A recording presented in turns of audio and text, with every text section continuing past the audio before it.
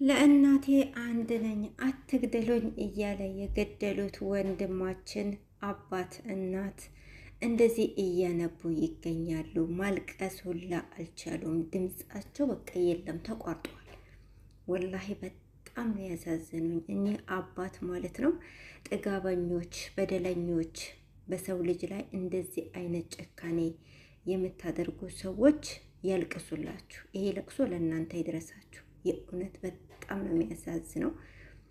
ልጅ እንግዲህ እናቴን፣ አባቴን፣ ወላጆቼን ጦራለሁ እኔም የተሻለ ነገር አገኛለሁ ብሎ በረሃ ለበረሃ ሲከራተት ኖሮ አባት እናትም ልጄ ነገ መጥቶ ወግ ማረጉን አያለው ወይም ልጄ ከዚህ ካለንበት ህይወት ይቀይረናል እያሉ ይህንን ጉዳቸውን ሰምተው አባት እናት መቋቋም አቅቷቸዋል። አባትየው ድምጻቸው እንግዲህ አይታችኋል። ቪዲዮ በጣም ልብ ይሰብራል ሀቂቃ።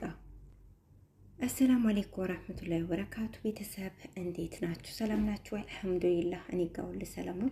በያላችሁበት ሰላማችሁ ብዝት ትረፍ ይበልልኝ።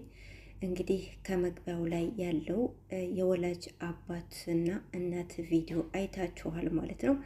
አባትየው እንዴት እንዳለቀሱ ድምጻቸው ሁላ ተቆርጧል ማለት ይቻላል። ወላሂ ሀቂቃ በጣም ነው የሚያሳዝነው። እንደዚህ አይነት አረመኔዎች፣ እንደዚህ አይነት ጨካኞች ሰዎችን እንደ አላህ ሱብሃነሁ ወተዓላ ከምድር ገጽ ያጥፋቸው ማለት ነው። ጥጋበኞች፣ እኔ እንጃ በቃ ቃል የለኝም። እውነት ምን ልበል? በጣም ነው የሚያሳዝነው። እኚህ አባት ልጄ ነገ ሄዶ የእኛንም ህይወት የራሱንም ህይወት ይቀይራል፣ ነገ ልጃችን ይመጣልናል ብለው በጉጉት የሚጠባበቁ ወላጆች ነበሩና ይኸው እንደዚህ ልባቸው ሀቂቃ በጣም በጣም ልብ ይሰብራል። እንደዚህ አይነት ወንጀለኞች፣ እንደዚህ አይነት ጨካኝ አረመኔዎች በየትኛውም አካባቢ የሆኑ እንደ አላህ ያጥፋቸው ማለት ነው። በነገራችን ላይ በዚህ አጋጣሚ ሳውዲ አረቢያ በሙሉ እየታሰሰች ነው ተብሏል ማለት ነው። እና ያው እነዚህ ገዳዮች ደግሞ ተይዘዋል ተብሏል።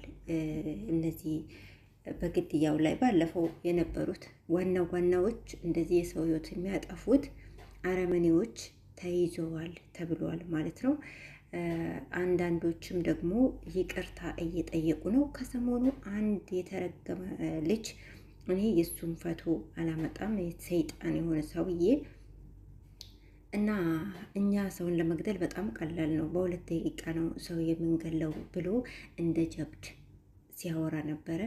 እሱም ያው እንግዲህ ይቅርታ ጠይቋል ማለት ነው። ሌሎቹ ሲያዙ አጋልጠው ይሰጡኛል ብሎ ይቅርታ ጠይቋል።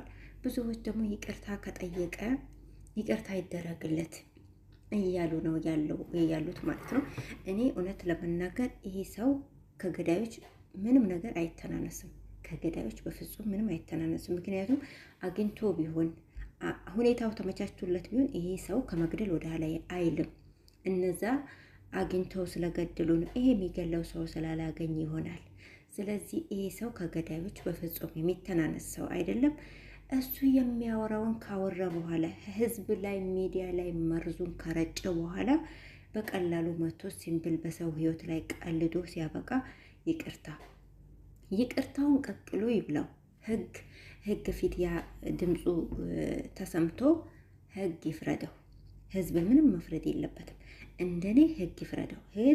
ህግ ይሄንን ድምፁን ሰምቶ በቃ ይፍረደው። ህግ ፍርድ ይስጠው። ህዝብ ግን ይቅርታ ሊያደርግለት ይገባል ብዬ አላስብም። የእውነት ለመናገር ይቅርታ ተብሎ ነው መሰለኝ ከዚህ በፊት በጣም በርካታዎች ህይወት አልፏል። የብዙዎች ህይወት አልፏል። አሁን ከመግቢያው ላይ ያያችሁትን አባት እናት እንደው ምን ያጽናናቸዋል? እንደው ምን አሁን እነሱ ይቅርታ ምን ያደርግላቸዋል? ይቅርታ ምን ያደርግላቸዋል? ምን ያደርግላታል ለህዝቡ? ይቅርታ የሱን ይቅርታ ቀቅሎ ይብላው። የተናገራትን ዋጋ መክፈል አለበት። የምን ይቅርታ ነው እንዴ? ሰው ልጅ እኮ እንደፈለገ ግፉን ይፈጥርና ይሰራና የፈለገውን ወንጀል ይሰራና ይቅርታ ብሎ ነገር የለም። ለተናገራት ዋጋ መክፈል አለበት። እና ብዙዎች አይቻለው ይቅርታ ይደረግለት። ይቅርታ ከጠየቀ ከይቅርታ በላይ ምንም የለም። ይቅርታ አውርቶ ነው ስላላገኘ ነው ያልተገበረው። አጋጣሚዎች፣ ሁኔታዎች ቢመቻቹለት ከማድረግ ወደ ኋላ አይልም እንዴ። በጣም እንደ ጀብድ እኮ ነው። እኛ በ2 ደቂቃ ነው ሰውን ገለው እያለ የነበረው። ስለዚህ ይሄ ሰው አጋጣሚው ተመቻችቶለት ቢሆን ከመግደል ወደ ኋላ አይልም ነበር ማለት ነው። በዛ ላይ በሚዲያ ላይ ስንት መርዝ ነው የረጨው። እሱን የሰሙ ስንት ወንጀለኞች አሉ። ሌሎችስ በሱ ምክንያት ተገለው ቢሆንስ? ስለዚህ ይሄ ሰው ለተናገረው ነገር ዋጋ መክፈል አለበት። ይቅርታ አያስፈልግም እንደኔ ማለት ነው።